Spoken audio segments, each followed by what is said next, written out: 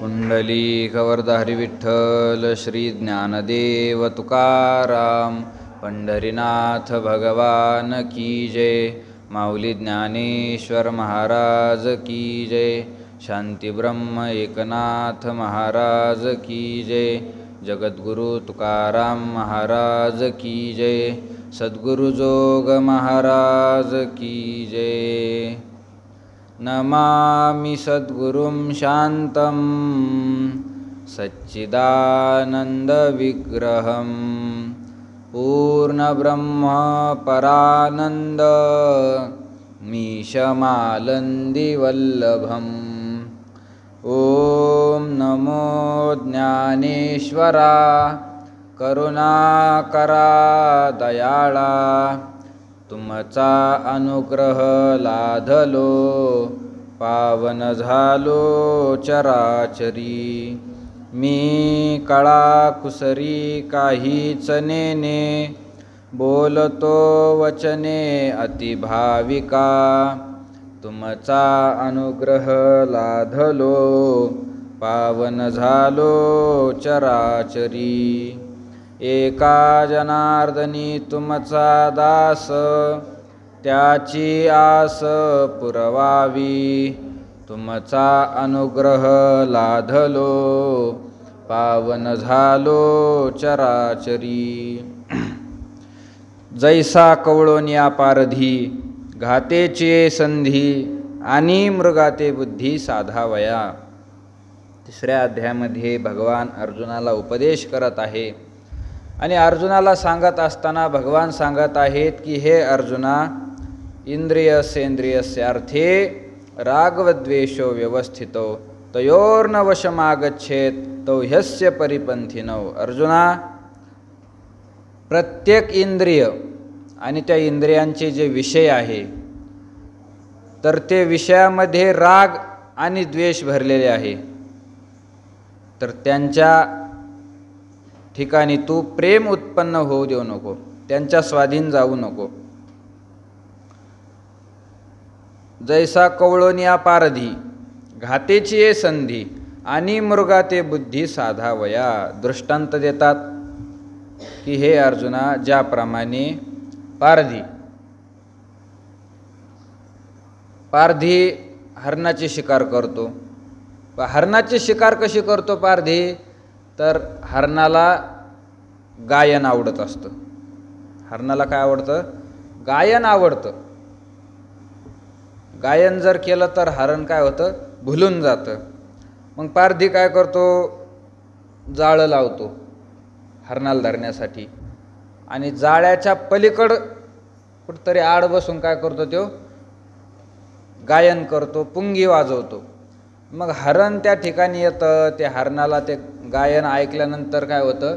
नादामध्ये हरण भुलून जातं आणि त्या नादामध्ये हरण भुलून गेल्यानंतर ज्या ठिकाणी नाद सुरू आहे त्या ठिकाणी हळूहळू ते हरण येत असतं।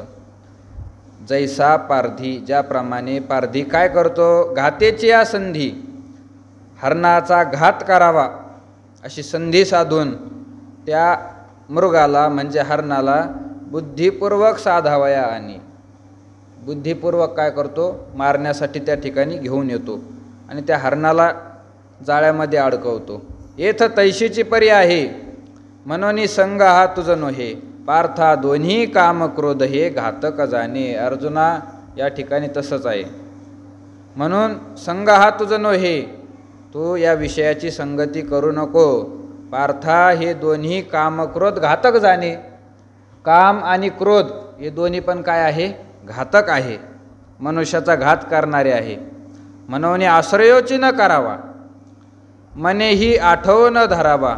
एक निजवृत्तीचा ओलावा नासू नेदी। म्हणून अर्जुना, यांचा आश्रयच करू नये, काम आणि क्रोधाचा आश्रय करू नये। मनेही आठव न धरावा, मनामध्ये सुद्धा हे काम क्रोध आले नाही पाहिजे। विषयाची आसक्ती किंवा हे जे काही विकार आहे, काम, क्रोध, लोभ, तर हे मनात सुद्धा आले नाही पाहिजे। अंतकरणातून हे निघून गेले पाहिजे। एक निजवृत्तीचा ओलावा नासोनिधी. आणि आपली जी निजवृत्ती आहे म्हणजे स्वधर्म आहे, तर त्या स्वधर्माचा ओलावा नष्ट होऊ देऊ नये. नेहमी मनुष्याने स्वधर्माच्या आश्रयाखाली राहावे. श्रेयान स्वधर्मो विगुण परधर्मात स्वनुष्ठितात स्वधर्मे निधनम श्रेयाः परधर्मो भयावहः.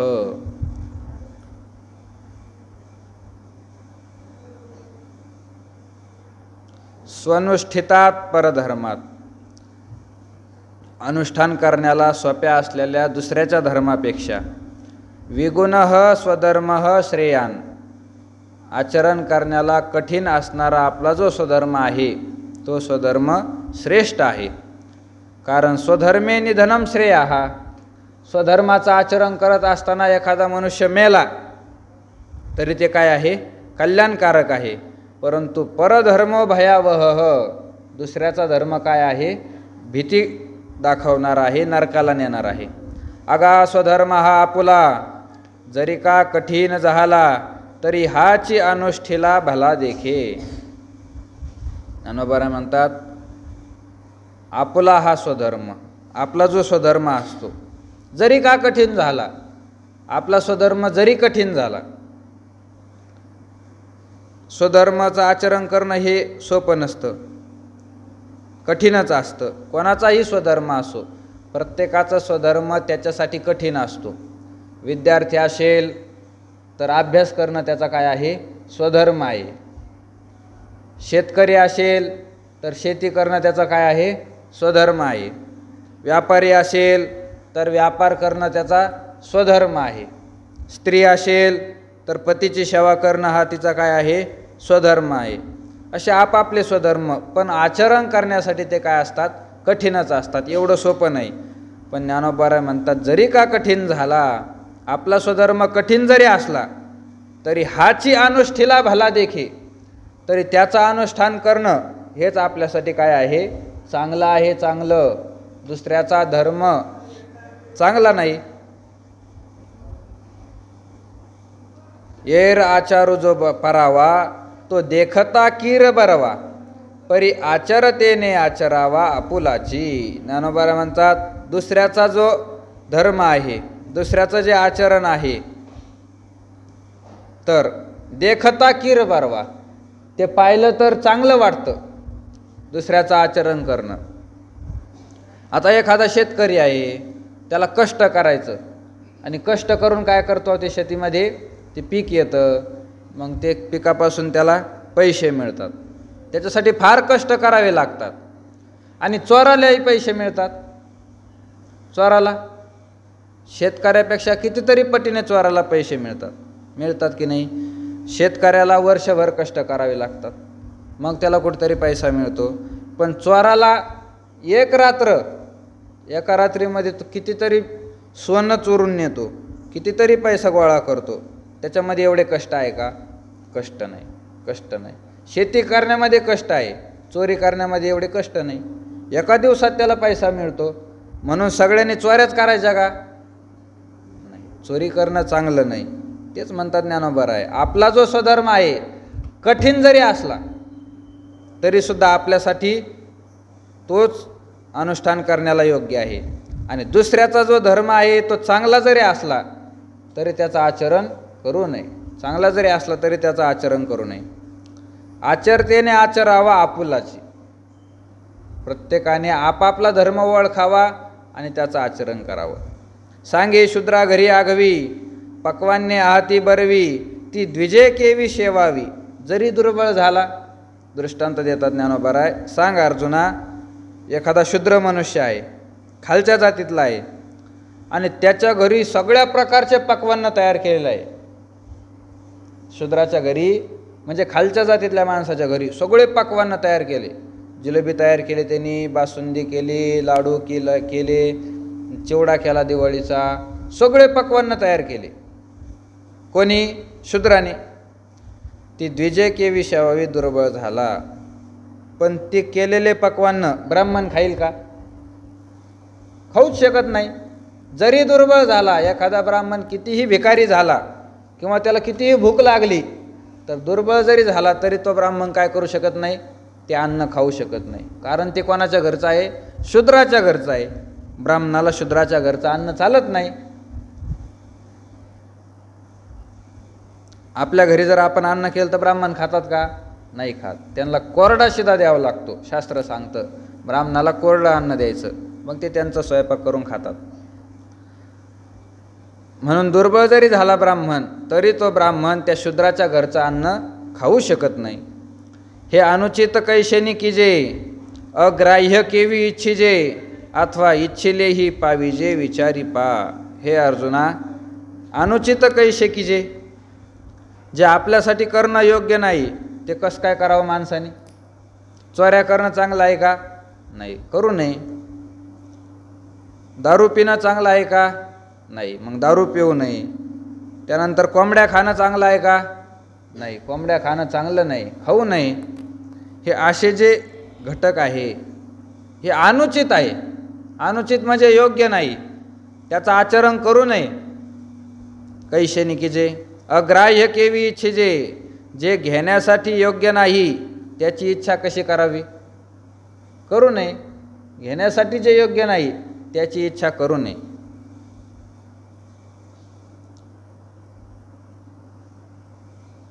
जे आपल्यासाठी महत्त्वाचं आहे, जीवन जगण्यासाठी जे उत्तम आहे त्याची काय करावी, इच्छा करावी.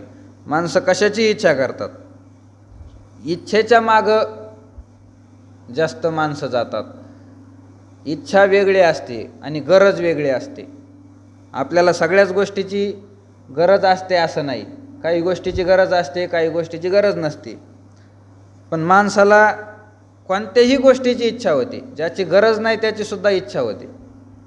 ज्याची गरज आहे त्याची काय व्हावी, इच्छा व्हावी, इच्छा व्हावी.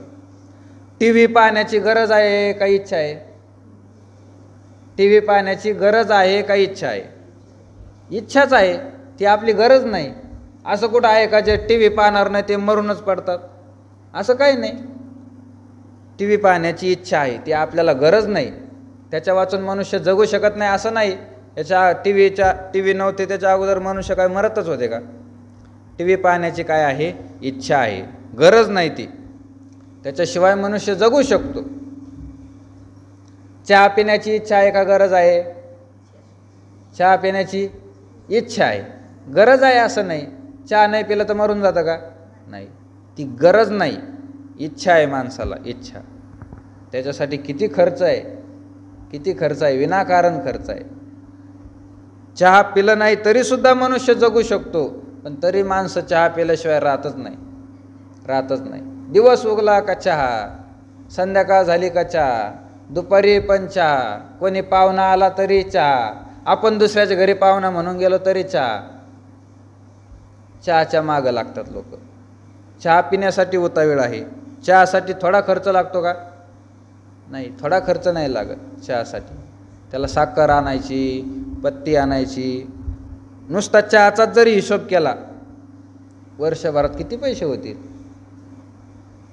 घरी चहाच केला नाही, फक्त ते रोजच्या चहाचे पैसे बाजूला काढून ठेवायचे, एका वर्षात भरपूर पैसे होते.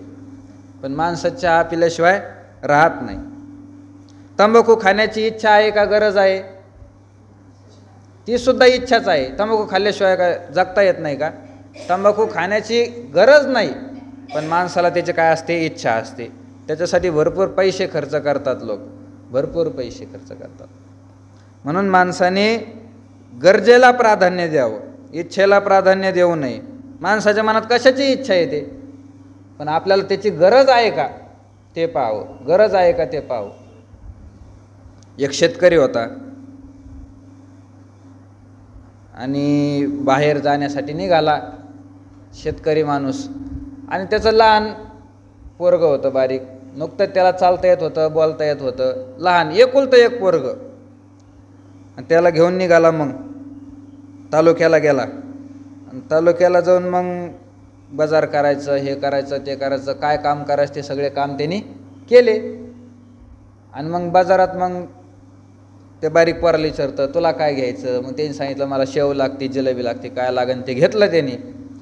आणि मग त्याला वाटलं आता तालुक्याला आलेलोच आहे, परत कधी येणं होतं कधी येणं होत नाही. मग त्यांनी शेतीला लागणारे सगळे फवारणी करायला औषध घ्यायचे होते त्याला, ते घेण्यासाठी दुकानात गेला.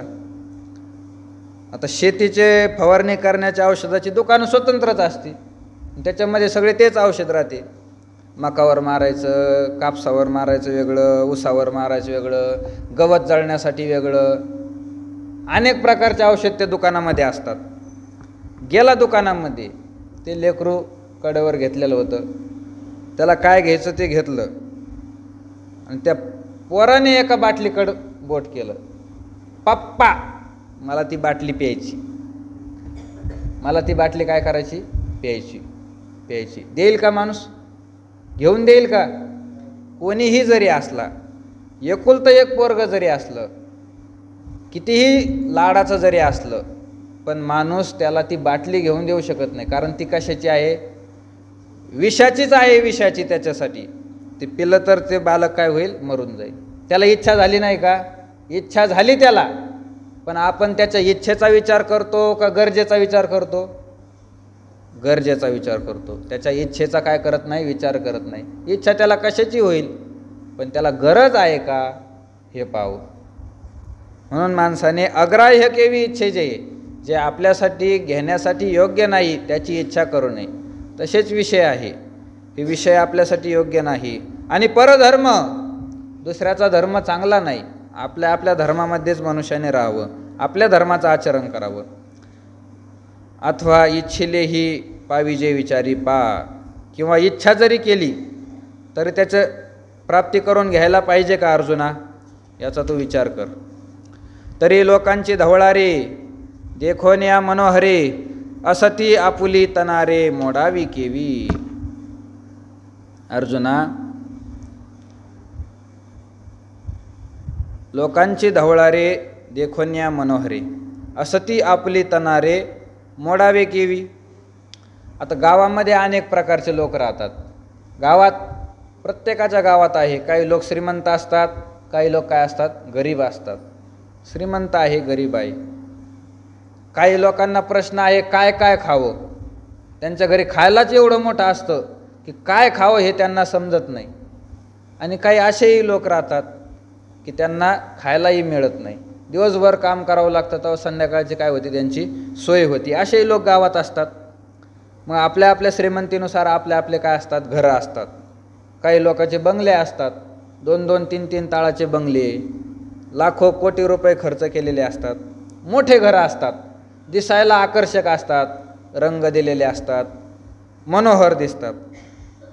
आणि काही लोकांचं घर साधे असतात, काही लोकांना तर घरही नसतं, काहीचे पत्राचे नाही, कोप्या बांधून राहतात, एकदमच जे गरीब आहे असेही लोक गावात राहतात. तर ज्ञानोबारायांचं म्हणणं आहे की लोकांची धवळारे मनोहरे देखोनिया.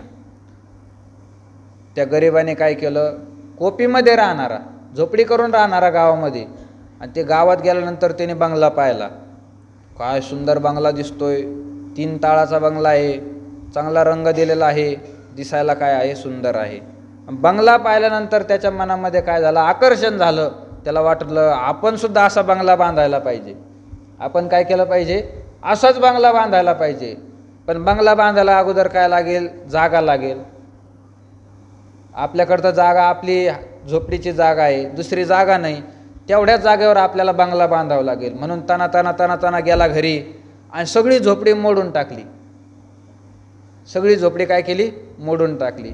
बाजूबाजूनं त्याला कुड घातलेला होता, सगळा कुड मोडून टाकला, सगळं मोकळं केलं. कशामुळं, बंगला बांधायचा म्हणून. आता झोपडीत राहणाऱ्याला बंगला बांधणं सोपं आहे का, नाही. दुसऱ्याचा बंगला कितीही मोठा असला, दिसायला कितीही चांगला असला, म्हणून आपले घर मोडून टाकायचे का, नाही. त्यांचं चांगलं आहे, आपलं चांगलं आहे. तरी लोकांची धवळारे देखोन्या मनोहरे, असती आपली तनारे मोडावी केवी. आपले घर कशाला मोडायचे.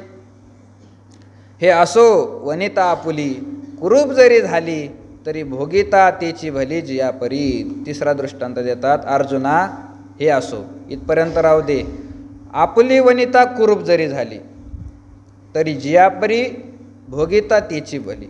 एखादा मनुष्य आहे, त्याची बायको कुरूप असेल, दिसायला चांगली नसेल, पण तिच्यासोबत लग्न केलेलं आहे, तर मग त्याच्यासाठी तीच काय आहे, योग्य आहे.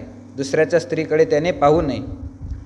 तेवी आवडे तैसा साकड, आचरता जरी दुवाड, तरी स्वधर्माची सुरवाड परत्रीचा. त्याप्रमाणे ज्ञानोबा म्हणतात, आवडे तैसा साकड, वाटेल तितका जरी कठीण असला आपला धर्म, वाटेल तेवढं कठीण असेल, पण आचरता जरी दुवाड, त्याचं आचरण करायचं म्हणजे जवळजवळ अशक्यच आहे, तरी स्वधर्माची सुरवाड परत्रीचा.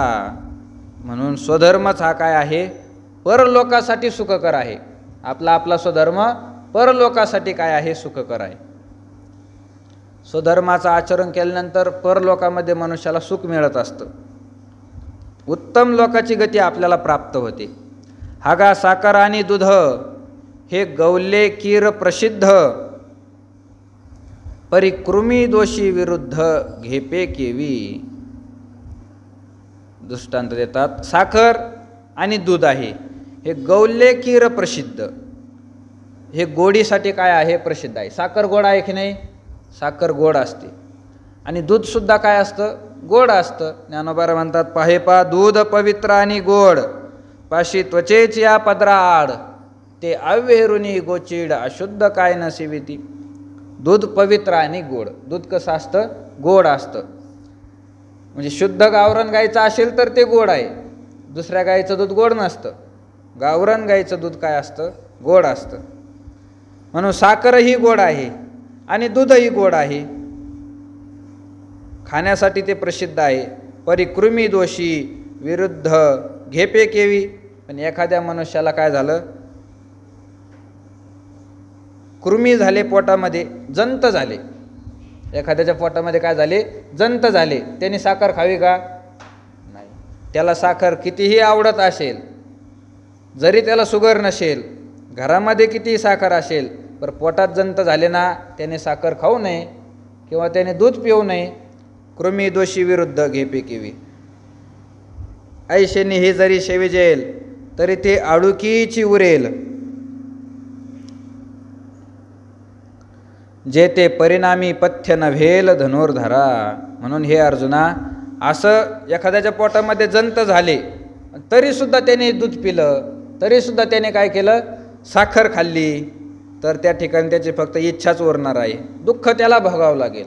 जे ते परिणामी पथ्य नव्हेल धनुर्धरा, त्याच्या परिणामाचा जर विचार केला तर त्याच्या ते हितकर होणार नाही, त्याच्यासाठी हिताचं नाही. मनोनी अनिकाशी जे विहित आणि आपण पेया अनुचित, ते नाचरावे जरी हित विचारीजे. म्हणून अर्जुना, जरी हित विचारीजे, हिताचा जर आपण विचार केला, माणसं हिताचा विचार करत नाही. हित कशात आहे, अहित कशात आहे हे माणसाला कळत नाही. हित नाही ठावे जननी जनका, दाविला लौकिका चारतीही. संताचं म्हणणं आहे की आपल्या बापालाही हित कळत नाही कशामध्ये आहे, आणि आपल्या आईला सुद्धा हित कळत नाही, कोणालाच हित कळत नाही. हित कशात आहे ते कळत नाही. कारण त्यांना जर हित कळालं असतं तर त्यांनी आपलं हित करून घेतलं असतं. त्यांना हित कळत नाही. हित हे केवळ संतांना माहीत असतं, संतांना हित कळतं. शोधोनी आले संत हिताहित जगाचे. आपलं हित कशात आहे, आपलं अहित कशात आहे हे संतांना कळत असतं. म्हणून संतांना नेहमी काय करावं, शरण जावं. त्याची माझे हित करीती सकळ, जेने हा गोपाळ कृपा करी. तुकाराम महाराज सांगतात, संतच आपलं काय करतील, हित करतील. म्हणून नेहमी हिताचा विचार करावा. आपल्यासाठी काय कामाचं आहे, आपल्या हिताचं काय आहे याचा जर विचार केला तर अनेकाशी जे विहित आणि आपण पेया अनुचित, ते नाचरावे जरी हित विचारीजे. दुसऱ्यासाठी जे चांगलं आहे, दुसऱ्याचा जो धर्म आहे तो आपल्यासाठी काय आहे, अनुचित आहे, त्याचं आचरण करू नये. या स्वधर्माते अनुष्ठिता वेच होईल जीविता, तोही निका वर उभयता दिसत असे. म्हणून अर्जुना, या स्वधर्माते अनुष्ठिता जीविता वेच होईल. स्वधर्माचं अनुष्ठान करता करता एखादा मनुष्य मेला तरीसुद्धा काय आहे, चांगला आहे, त्याची गती चांगली होईल. म्हणून अर्जुनाला सांगत असताना सुद्धा देवाने हेच सांगितलं. प्रथम अर्जुनाला मोह झाला होता. अर्जुनाला काय झाला? मोह झाला. युद्धामध्ये अर्जुन गेला, घरून तर तयारीमध्ये गेला होता, सगळे शस्त्र अस्त्र घेऊन युद्धासाठी गेला. पण त्या ठिकाणी युद्धाला गेल्यानंतर अर्जुनाने सांगितलं, देवा दोन्ही सैन्याच्या मध्ये माझा रथ नेऊन उभा करा, मला पाहायचं आहे युद्ध करण्यासाठी कोण कोण आलेलं आहे, कोणाकोणासोबत मला युद्ध करायचं आहे, मला पाहायचं आहे देवा. देवाने सांगितलं ठीक आहे. मग देवाने दोन्ही सैन्याच्या मध्यभागी अर्जुनाचा रथ काय केला? उभा केला. आणि रथ उभा करून सांगितलं, पाय आता अर्जुना, तुला कोणला पाहून घ्यायचं ते पाहून घे.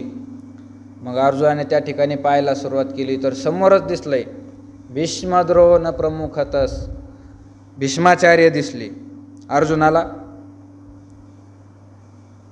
त्यानंतर द्रोणाचार्य दिसले, त्यानंतर कृपाचार्य दिसले आणि बाकीचे सगळे त्याचे भाऊ मंडळी, भावकीतले लोक सगळे, मामा सासरे, हे सगळे पुढून दिसले त्याला अर्जुनाला. सर्वात अगोदर त्याला सगळे गुरुच दिसायला लागले.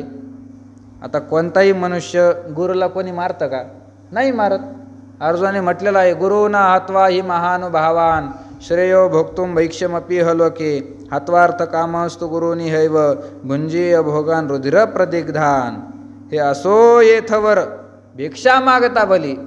अर्जुनाने सांगितलं, देवा अरे आमचे गुरु आहे पुढं, या गुरु लोकांना मारण्यापेक्षा आम्ही भीक मागून खाऊ ना. काय करायचं युद्ध करून? राज्य मिळून काय करायचं आम्हाला? न कांक्षे विजयम कृष्ण न च राज्यम सुखानीच किम नो राज्येन गोविंद किम भोगैर्जीवितेन वा. काय करायचं आम्हाला हे राज्य? यांच्यासाठी आम्ही युद्ध करावं दुसऱ्या लोकांसोबत, यांना सुख देण्याचा प्रयत्न करावं, आणि तो म्हणतो यांना मारून टाक. देवा हे चांगलं नाही, मी मारणार नाही. अहो बत महत् पापम कर्तुम युवशिता वयम यद राज्य सुखलोभेन हंतुम स्वजन मुद्यतः यदि माम प्रतिकारम शस्त्रम शस्त्रप्राणय धार्त राष्ट्रारणे हन्युस्तन्मे क्षेमतरम भवेत. अर्जुनाने म्हटलं, देवा या सगळ्यांनी इथं मला मारून टाकलं तरी चालत, पण मी यांना काय करणार नाही? मारणार नाही. असा अर्जुनाला मोह निर्माण झाला. आणि मग अर्जुनाला देवाने एक युक्ती सांगितलं, अरे हतो वा प्राप्स्यसि स्वर्गम जित्वा वा भोक्षसे महिम तस्मादुत्तिष्ठ कौंतेय युद्धाय कृतनिश्चय. अर्जुना, हतो वा प्राप्स्यसि स्वर्गम आणि जित्वा वा भोक्षसी महिम. तू जर युद्धामध्ये आज जिंकला तर सगळ्या पृथ्वीचं राज्य तुला प्राप्त होणार आहे, सगळी पृथ्वी तुला मिळणार आहे. आणि युद्धामध्ये न जिंकता जर मेला तर हतो वा प्राप्स्यसि स्वर्गम, मेला तर तू कुठं जाणार आहे? स्वर्गात जाणार आहे, स्वर्गात. कारण युद्ध करणं हा क्षत्रियाचा धर्म आहे. आणि आपल्या आपल्या धर्माचं आचरण करत असताना मनुष्य मेला तर त्याला गती काय होते? चांगली गती प्राप्ती होते. तुका म्हणे शूर दोही पक्षी भला मरता मुक्त झाला मान पावे. जो शूर मनुष्य असतो ना तर मरता मुक्त झाला मान पावे. जगला तर त्याची मान मान्यता वाढते आणि मेला तर तो मुक्त होऊन जातो, स्वर्गादी लोक त्याला प्राप्त होतात. म्हणून तोही निकावर उभयता दिसत असे. म्हणून उभयता म्हणजे दोन्ही लोकांमध्ये हे चांगलं आहे. युद्ध करता करता एखादा मनुष्य मेला तर ते या ठिकाणी चांगलं आहे आणि परलोकामध्ये सुद्धा चांगलं आहे. ऐशे समस्त सुर शिरोमणी बोली जे जेथ श्री शारंग पाणी तेथ अर्जुन म्हणे विनवनी असे देवा. अशा प्रकारे समस्त सुर शिरोमणी, सगळ्या देवांचा शिरोमणी म्हणजे राजा असणारा जो देव आहे भगवान परमात्मा, सुर शिरोमणी म्हणजे सगळ्या देवाचा काय आहे? राजा आहे. तो हा देवाचाही देव बळिया माझा पंढरीराव. सगळ्या देवाचा तो देव आहे. इंद्र चंद्र महेंद्र हे सगळे देव, त्यानंतर ब्रह्मादेव, त्यानंतर शंकर, या सगळ्यांचा तो काय आहे? देव आहे. सगळे त्याची पूजा करतात. भजन करी महादेव राम पूजी सदाशिव. सगळेच काय करतात? भगवंताची पूजा करतात, पांडुरंग परमात्म्याची पूजा करतात. हा सगळ्या देवांचा काय आहे? देव आहे. म्हणजे सगळ्या देवांपेक्षा काय आहे? श्रेष्ठ आहे. श्रेष्ठ आहे. गोकुळातील प्रसंग आहे. गोकुळात भगवान परमात्मा असताना गायी चारायला जायचे आणि गायी चारायला गेल्यानंतर काय करायचे? काला करायचे. अगोदर खेळ खेळायचे, खेळ खेळून सगळे पोरं दमले की मग त्यांनी काय करायचं? आपापल्या शिदोऱ्या गोळा करायच्या आणि शिदोऱ्या गोळा करून काला करायचा. असा रोजचा प्रसंग व्हायचा. आणि तो काल्याचा आनंद वरून देव लोक पाहिजे, स्वर्गातून सगळे देव पाहिजे. ते गोपाळ काल्याचा आनंद घेते. काल्याचा आनंद किती प्रसन्न आहे, त्यांना काला वाटतो. मग ते आनंदाने काल्याचं सेवन करतात.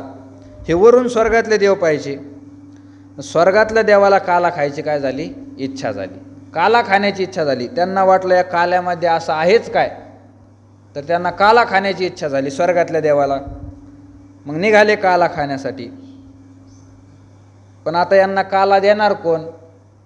यांना वाटलं काला खाण्यासाठी आपल्याला त्या गोपाळासारखं होऊन जावं लागेल. काला खाणार कोण? त्यांनी एक युक्ती केली काला खाण्यासाठी. देवाने काय केलं? माशाचं रूप धरलं. माशाचं रूप धरलं आणि पाण्यामध्ये जाऊन बसले यमुनेच्या डोहात. देवजळी झाले मासे, यमुनेच्या डोहात जाऊन बसले. त्यांना वाटलं आता यांनी काला सेवन केला की काला खाल्ल्यानंतर हे काय करतील? यमुनेमध्ये हात धुवायला येतील आणि हात धुवायला आल्यानंतर मग ते हाताचे कण पाण्यामध्ये येतील. मग ते आपण काय करू? खाऊ, अशी देवाला वाटलं. पण भगवंताने ओळखून घेतलं देव मासे होऊन आलेले आहे. पण देव काल्याचे काय नाही, अधिकारी नाही ना. गोपाळ झाले असते तर त्यांना काला दिला असता, पण ते गोपाळ झाले नाही, पाण्यामध्ये मासे होऊन बसले, ते अधिकारी नाही. म्हणून काला झाल्यानंतर देवाने सांगितलं यमुनेवर कोणी हात धुवायला जायचं नाही. त्या ठिकाणी मोठा साप आलेला आहे, यमुनेच्या काठाला कोणीही जायचं नाही. यमुनेवरून पाखरं जरी गेले तर ते विषाने ते पाखरं मरून पडते, असं सांगितलं गोपाळांना. कोणीही जायचं नाही हात धुण्यासाठी. यमुनेत हातच धुवून दिले नाही. हात धुवायलाच गेले नाही तर ते काला कसं काय त्यांना मिळणार? कालाच मिळाला नाही. स्वर्गातल्या देवाचा काय झाला? अपमान झाला. अपमान झाला. आता स्वर्गातल्या देवाचा अपमान झाल्यामुळं मग दुसऱ्या दिवशी स्वर्गातल्या सगळ्या पेपरामध्ये बातम्या छापल्या.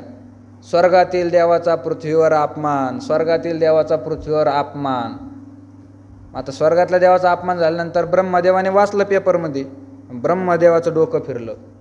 देव आहे आम्ही आणि स्वर्गातले सामान्य मनुष्य यांनी अपमान केला. कशामुळं अपमान केला? तर काल्यासाठी. काय आहे या काल्यामध्ये एवढं? आपण जाऊन हा काला घेऊ, असं वाटलं. मग ब्रह्मदेवाने ठरवलं आता आपल्याला काला घ्यायला जायचं. पण ब्रह्मदेवाने विचार केला या देवाचा अपमान झाला, या देवापेक्षा आपण श्रेष्ठ आहे. आपला जर अपमान झाला तर किती अवघड होईल. म्हणून ब्रह्मदेवाने काय केलं? विचार केला हे काला कोणाला देतात? गोपाळाला काला देतात. मग ब्रह्मदेव गोपाळासारखं रूप धारण केलं. गोपाळ नाही झाला. अंतःकरणातून ब्रह्मदेव तसाच होता, पण गोपाळासारखा अवतार धारण केला वरून आणि गेला काला खाण्यासाठी. आता भगवंताने ओळखून घेतलं ब्रह्मदेव आलेला आहे. सगळे हात पुढं करून होते. भगवान सगळ्याच्या हातावर काला देत होते आणि याच्याच हातावर नेमका काला ठेवीत नव्हते ब्रह्मदेवाच्या. ब्रह्मदेवाला वाटायचं आता लई मोठी गर्दी आहे, गर्दीत चुकून होत असेल. भगवान तिकडं काला द्यायला गेले पलीकडच्या बाजूला का ब्रह्मदेवाने तिकडून जायचं, तिकडून हात करायचा, तरी ब्रह्मदेवाला काला नाही. भगवान इकडच्या बाजूला वाटायचे. इकडं आला ब्रह्मदेव, हात पुढं केला तरी काला नाही. मग त्याला समजलं गड्या हे काय गर्दीमुळं झालेली भानगड नाही, याने आपल्याला बहुतेक काय केलेलं आहे? ओळखलेलं आहे. मग ब्रह्मदेवाने सांगितलं मला काला देत नाही तर कोणालाच काला नाही. कसं काय काला करतात पाहूनच घेऊ.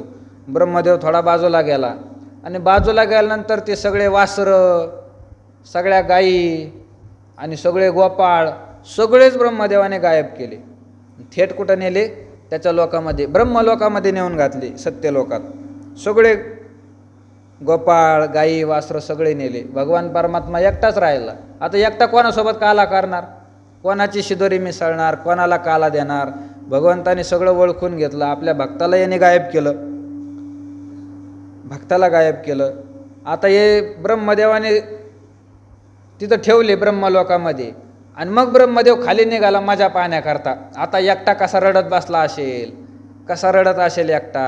गोकुळातल्या लोकाला आता काय तोंड दाखवणार आहे.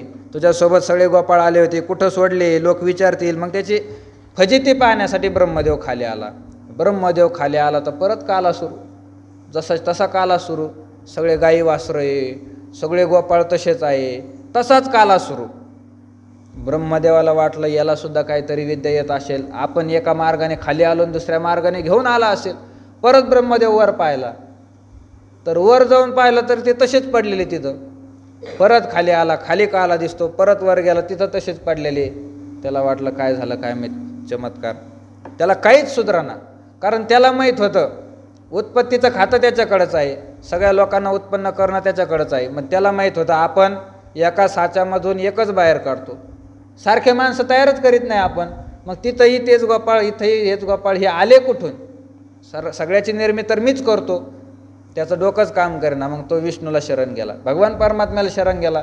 शेवटी कोण आहे तर भगवान परमात्म्याला, विष्णू भगवंताला शरण गेल्यानंतर सांगितलं, देवा माझ्या सृष्टीमधून मी सारखे माणसं उत्पन्नच करत नाही, तर हे सत्यलोकामध्ये मी आणले ते पृथ्वीवर कसं काय. मग भगवंताने त्या ठिकाणी दिव्य दृष्टी दिली आणि सांगितलं, ज्याच्यापासून पोरं उचलून आणले त्याला नीट पाय जरा.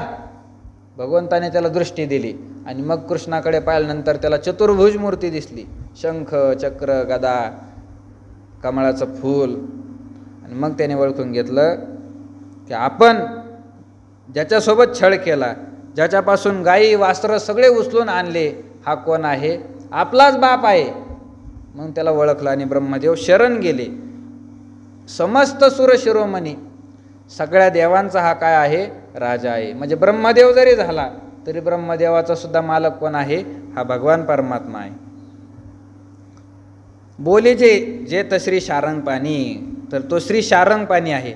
श्री म्हणजे लक्ष्मी, लक्ष्मी त्याची पत्नी आहे. शारंग नावाचं धनुष्य हातामध्ये धारण केलं म्हणून त्याला शारंगपाणी म्हणतात. तेथ अर्जुन म्हणे विनवनी असे देवा. मग अर्जुन म्हणायला लागला, देवा एक तुमच्याकडे मी काय करणार आहे, आता प्रार्थना करणार आहे. प्रार्थना, हे जे तुम्ही सांगितले ते सकळ किरम्या परिशिले, तरी आता पुशेन काय आपले अपेक्षित. देवा तुम्ही जेवढं काही मला सांगितलेलं आहे हे सगळं मी ऐकून घेतलं, पहिल्यापासून ऐकून घेतलं. देवाने जे जे काही सांगितलं होतं सगळं अर्जुन ऐकतच होता. पण देवा मी तर सगळं ऐकून घेतलेलं आहे हे खरं आहे, पण आता पुशेन काही आपले अपेक्षित. पण आता मला तुम्हाला काय आहे, प्रश्न विचारायचा आहे. मला तुम्हाला विचारायचं आहे. माझ्या मनामध्ये काहीतरी शंका आहे, माझ्या मनामध्ये प्रश्न आहे, त्याचं मला तुम्ही उत्तर द्या, समाधान करून द्या. मी तुम्हाला ते काय करणार आहे, विचारित आहे. सांगा तुम्ही देवा. पण देवाने सांगितलं, अर्जुना तुला काय विचारायचं असेल ते सगळे प्रश्न विचार, पण उद्या. आज कुठं, आता आज 5 वाजून गेले. तुला काय प्रश्न विचारायचे ते उद्या विचार, मी त्याचं सगळंच उत्तर देईन, पण उद्या. म्हणून आज 231 होईपर्यंत आपण आलेलो आहे. उद्या पुढच्या वयाचं चिंतन करण्याचा प्रयत्न करू. पुंडलिक वरद हरी विठ्ठल, श्री ज्ञानदेव तुकाराम, माऊली ज्ञानेश्वर महाराज की जय.